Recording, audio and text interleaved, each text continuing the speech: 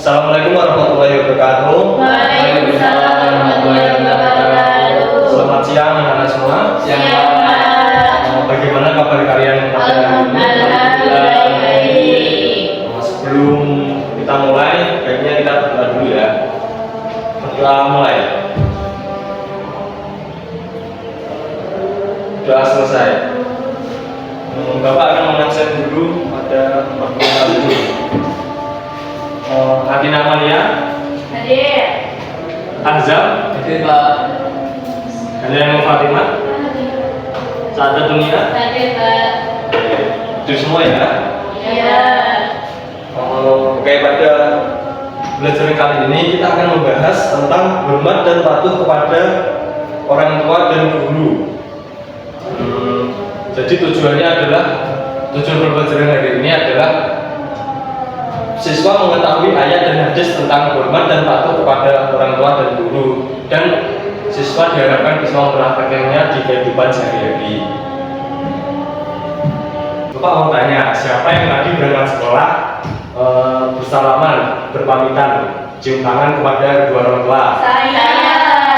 Wah, bagus sekali ya, keren semua ya.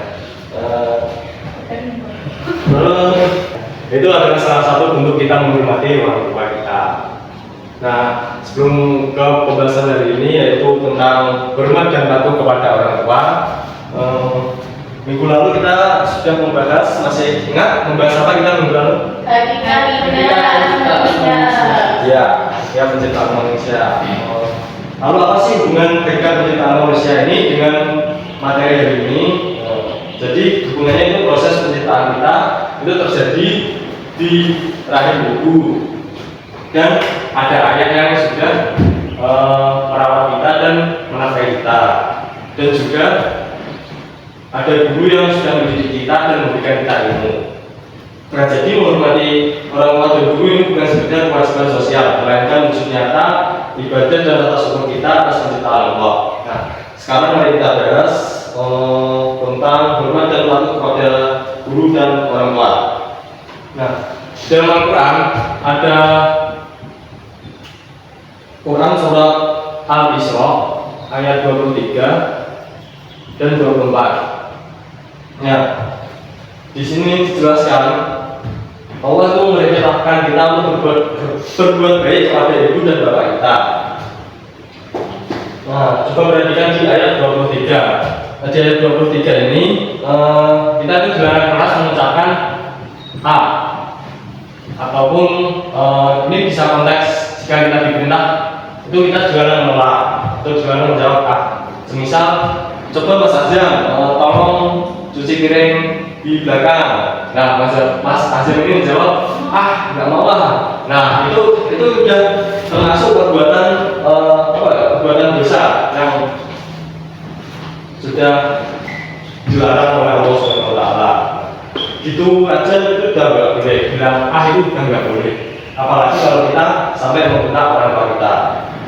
Nah, di ayat selanjutnya itu di ayat 24, Allah juga memerintahkan kita untuk mendoakan kedua orang tua kita.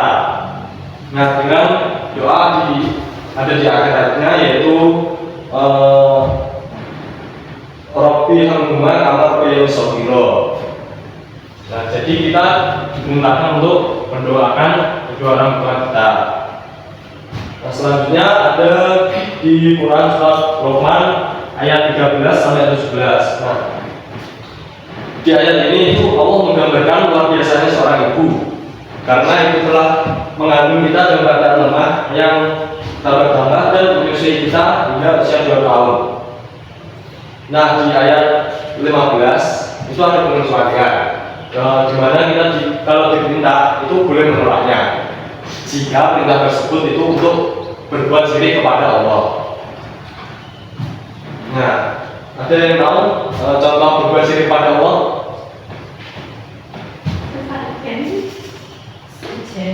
Iya, saya dikul itu juga termasuk.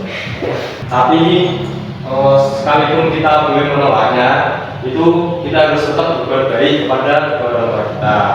Kita itu wajib berinteraksi ataupun bergaul kepada orang tua dengan sopan dan dengan baik. Nah, selanjutnya yang ketiga ada hadis. Hadis dari